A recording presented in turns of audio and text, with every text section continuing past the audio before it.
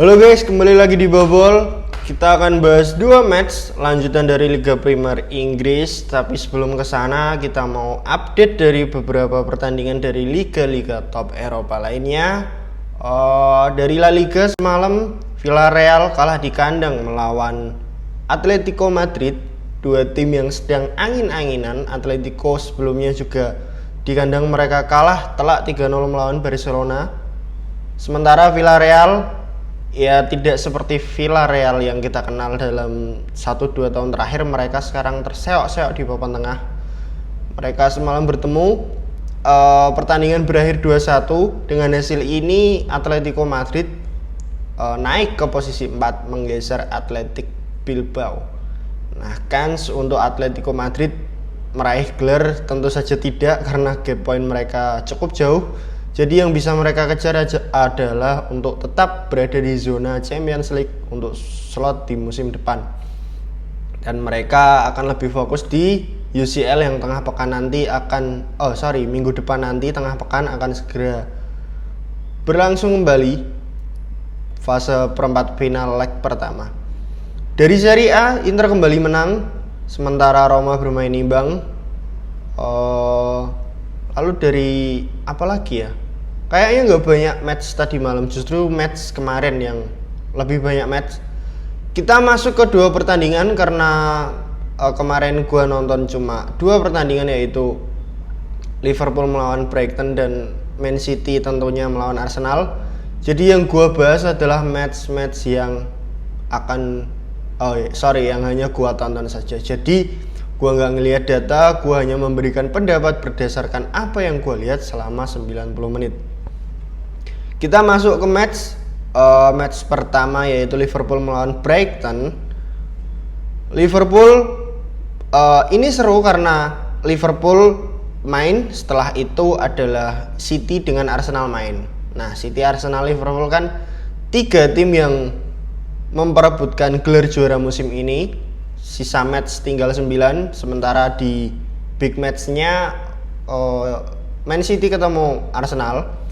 Tapi Liverpool tidak dengan pertandingan yang mudah melawan Brighton, karena Brighton merupakan, ya meskipun dia musim ini terseok-seok dan sangat tidak konsisten mainnya, murni karena pemain mereka musim lalu, pemain inti banyak yang dijual, salah satunya adalah Casado dan juga McAllister.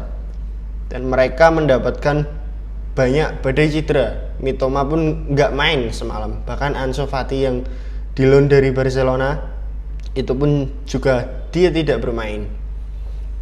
Liverpool memasuki babak pertama, kita ke match bermain seperti biasa 4-3-3, 4 di belakang, Van Dijk, Kwanzaa, Bradley sama Joe Gomez di kiri.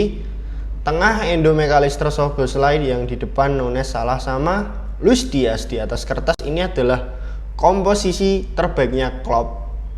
Ya, yang tidak sering bermain di musim sebelumnya adalah Joe Gomez dan Kwanzaa sama Bradley.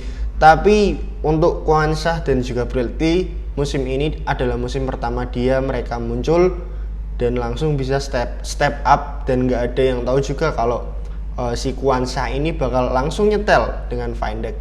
Ya, dia mendapatkan seorang leader yang sangat luar biasa. Begitupun juga dengan Bradley. Sehingga pemain-pemain muda yang dicoba oleh Klopp, setidaknya mereka bisa step up mengimbangi, at least mendekati para pemain inti mereka. Meskipun levelnya masih jauh, tapi pelan-pelan mereka arahnya menuju ke sana. Dari Brighton, mereka bermain 4-2-3-1. Pemain-pemain mereka nggak terlalu bagus, tapi kalau dari segi permainan, dua tim adalah tipikal tim yang bermain sangat berbeda. Liverpool dengan direct football. Klopp tahu kalau lini tengah mereka musim ini tidak bagus, tidak sebagus yang orang pikir, sehingga dia skip lini tengah. Tapi di pertandingan tadi malam, lini tengahnya cukup bagus. Dalam artian secara ofensif cukup bagus, tapi dari sisi defensif beberapa kali pemain Brighton itu melakukan serangan melalui lini tengah. Ini menandakan bahwa lini tengah Liverpool itu tidak sehebat yang orang pikir. bahwa Endo dan juga McAllister belakangan ya ketika sudah mendekati akhir musim ini mereka semakin ngejel, I agree. Tapi untuk levelnya Liverpool yang kita tahu dengan Fabinho, Wijnaldum dan juga Henderson, ini masih 1-2 level di bawah itu. Jadi gue apresiasi, tapi dari segi pemain tengah mereka yang bermain tidak cukup bagus itu adalah Szoboszlai. This guy itu seringkali ups and down, dan kemarin dia agak mendingan, tapi dari match sebelumnya ya dia sangat tidak kelihatan kontribusi dia itu untuk tim sebesar Liverpool yang setiap tahun bersaing dalam 4 kompetisi. Ya, levelnya Szoboszlai musim ini tidak akan cukup untuk menemani Liverpool memberikan kontribusi yang lebih. Sementara Brighton di babak pertama mencuri gol lebih awal dari Danny Welbeck, namun setelah itu Liverpool mencoba untuk keluar. Ya seperti biasa dengan bola-bola direct mereka dapat cukup lumayan setengah peluang dari Salah dan juga Luis Diaz. Tapi ya akhirnya dapat gol lewat Luis Diaz. Gue lupa babak pertama apa babak kedua ya kalau nggak salah. Babak pertama sepertinya. Jadi halftime 1-1. Yang gue soroti dari permainan kedua tim ini adalah bahwa build up-nya Brighton itu jauh lebih bagus daripada Liverpool. Mereka ketika dipres dengan 4-5 pemain dari Liverpool, mereka bisa keluar dengan sangat mudah. Ini menunjukkan adalah Brighton dengan De Zerbi maupun Potter sebelumnya, mereka dengan filosofi mereka yaitu dengan permainan passing pendek. Namun yang sangat disayangkan yang menjadi kekurangan mereka adalah bahwa pemain mereka itu sangat mediocre. Jadi seringkali terjadi error individual, entah itu salah passing atau salah positioning. Jadi detail-detail kecil yang pemain mereka lakukan itu seringkali dimanfaatkan oleh tim-tim lawan. Terlebih kalau lu ketemunya sekelas tim-tim kayak Liverpool, City ataupun Arsenal, yang which is pemain depan mereka cukup punya kapasitas untuk mencetak gol di area pertahanan lawan. Apalagi dengan musuhnya kali ini adalah Liverpool. Meskipun tidak mendapatkan banyak peluang Liverpool, tapi pergerakan terutama dari Salah dan Diaz ya, itu kreativitas itu benar-benar dari sana. Satu-satunya pemain tengah yang step up memberikan nilai yang lebih tadi malam itu adalah McAllister. Dia bekerja keras menjadi penyeimbang dengan Endo yang lebih ke dalam. Dia menjadi penghubung antara lini tengah dan juga lini depan. Dan dia memberikan assist yang sangat keren di golnya Muhammad Salah, dan itu prosesnya sangat luar biasa. Bahwa bolanya di build up dari bawah ke samping, Szoboszlai kasih ke McAllister dan dia memberikan passing terupas ke tengah dan langsung di shoot sama Mo Salah, dan itu keren golnya. Tapi yang gue soroti adalah bahwa Liverpool tidak selalu main bagus, namun mereka bisa cukup untuk meraih kemenangan ya. Salah satunya adalah pada match tadi malam, bahwa mereka dengan 2-1 sudah cukup untuk meraih 3 poin dan menjaga jarak dengan pesaing mereka yang bermain imbang 1-1. Jadi sekarang adalah Liverpool posisinya berada di puncak klasemen dengan selisih 2 poin bersama Arsenal di peringkat kedua, dan Man City selisih 3 poin dengan Liverpool di peringkat ketiga. Sisa 9 match dari Premier League, jadi akan sangat lebih seru nanti sampai detik-detik akhir. Dan Arsenal masih harus ketemu MU di match-match terakhir. Liverpool yang jauh lebih mudah, sementara City jadwalnya nggak mudah-mudah banget. Kita ke match yang berikutnya, yaitu City melawan Arsenal. Bermain di kandang Man City, Arsenal turun dengan skuad ya yang seperti biasa, 4 di belakang, Saliba, Gabriel, Kiwior sama Ben White, 2 DM Jorginho, Rice, di depannya Odegaard, 3 di depan Gapsus, Havertz dengan Bukayo Saka. Sementara Man City ya ini kan karena Stone dan juga Walker cedera, jadi yang dipasang di belakang adalah Akanji, Diaz, Ake sama Gvardiol.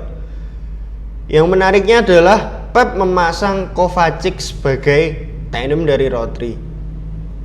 Gua melihatnya di sini adalah Pep ingin lebih menguasai lini tengah karena Pep tahu Arsenal bisa pegang bola dan pegang bolanya cukup bagus. Pep tidak ingin lini tengah dari Man City kalah dari Arsenal karena itu akan bisa dieksploitasi oleh para pemain Arsenal. Jadi dia menurunkan Kovacic meskipun mainnya butut, nggak memberikan nilai yang lebih, tapi at least dia bisa mendelay bola dan perannya Rodri tidak terlalu berat. Sementara di depannya ada De Bruyne dan juga Bernardo Silva. Yang bermain di kanan ada Foden, terus ada di depannya Haaland, terus yang di kiri Bernardo Silva ya kalau nggak salah. Iya itu. Dari berjalannya pertandingan dari babak pertama, gua agak kaget karena yang gua harapkan adalah di match ini kedua tim punya keinginan dua-dua untuk menyerang. Namun yang terjadi ketika memasuki lapangan, ketika sudah berada di dalam game, justru gua kaget dengan Arteta yang lebih menyuruh anak asuhnya untuk bermain tidak terlalu atraktif. Mereka itu tidak berani ngepres di full babak pertama. Mereka lebih cenderung nunggu di tengah. Bahkan mereka nggak pegang bola terlalu banyak. Justru Manchester City yang jauh lebih memegang bola. Padahal kalau kita lihat dari putaran pertama, di leg pertama ketika Arsenal menang, itu possession mereka unggul jauh loh, dan mereka bisa menekan Man City karena dua tim ini kan sebenarnya filosofi atau cara bermain mereka itu kan cenderung cukup sama ya. Artinya kalau lu tidak ingin Manchester City mengurung lo, ya jangan berikan ruang sejak garis pertahanan Man City. Artinya adalah lu pressing ke depan dengan 3, 4, 5, 6 pemain, dan itu bisa dilakukan oleh Arsenal karena selama ini yang dilakukan adalah seperti itu.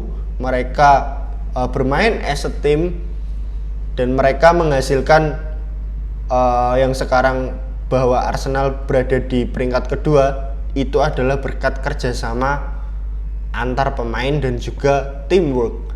Namun hal itu tidak dilakukan di match tadi malam karena Arteta tidak berani mengambil resiko. Dalam artian kalau dia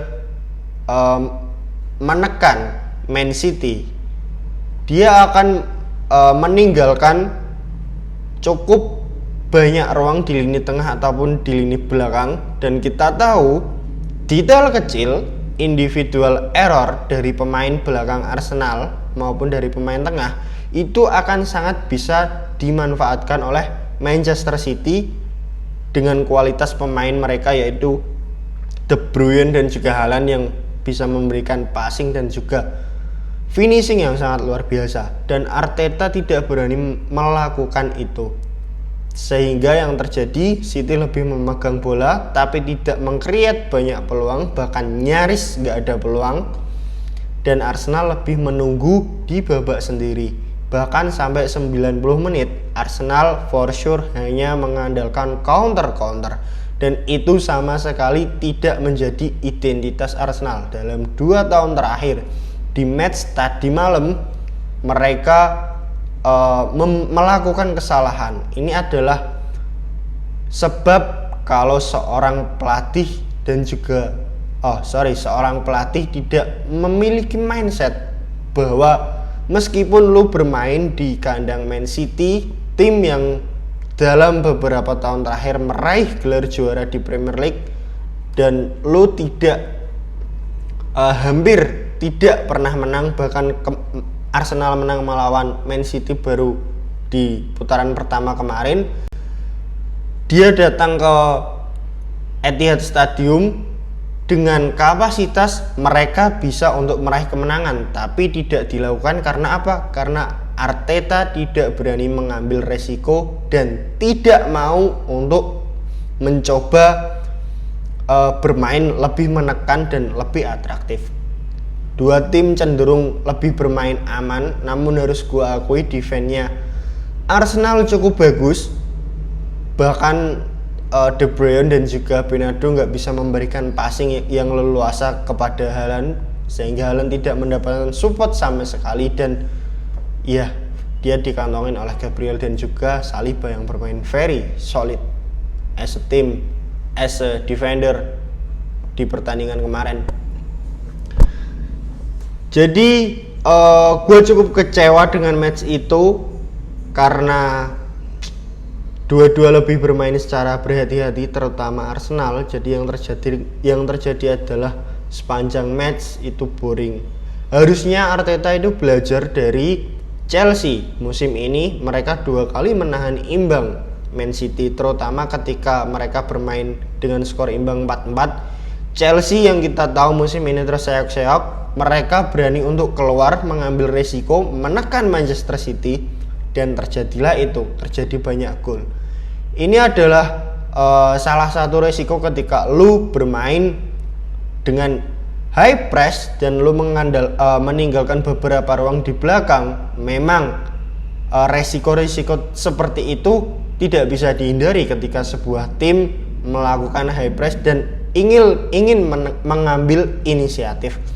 Tapi kalau lu tidak bisa atau tidak berani untuk mengambil inisiatif seperti itu, ya yang terjadi adalah ya lo nggak mendapatkan apa-apa. Hasil imbang ya nggak cukup untuk meneruskan.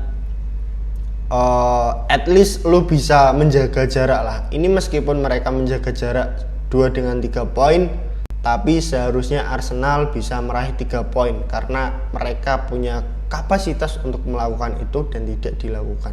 Ini sangat menyedihkan. Oke, sementara itu dulu. Thanks for watching.